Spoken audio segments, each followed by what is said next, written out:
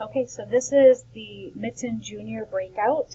I adapted a lot of the information and locks from the Mitten Breakout.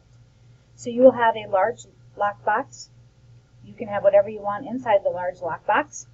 The locks will be the 4-digit lock, the 5-letter lock, a 4-letter lock, which is optional, the directional lock, and a keyed lock.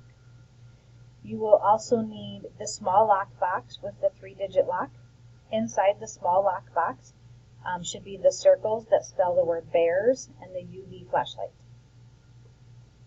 So students should put these two clues together. This is the rebus clue, and then the pictures that go with it. Students should write the numbers 391, which would get them into the small lockbox, which will give them the flashlight and the bears letters. Students should follow the maze to get Nicky to his mitten. Write down the letters that pass your way. The students would write the letters L-O-S-T, which would unlock the 4-letter lock. This clue is optional. Do not use this clue if you do not have the 4-letter lock. This clue, the students should see donkey, turkey, monkey, and determine that the word key is the same in all of the letters. In all of the words. When the students determine that, the teacher will give them the key to the key lock. This clue, it says put the letters in order to make a word. Hopefully the students can figure out the word bears. The teacher may have to help them.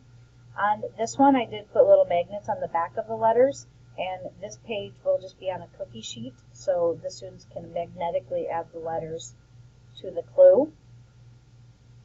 This clue says put the mittens in ABC order, then count the snowflakes.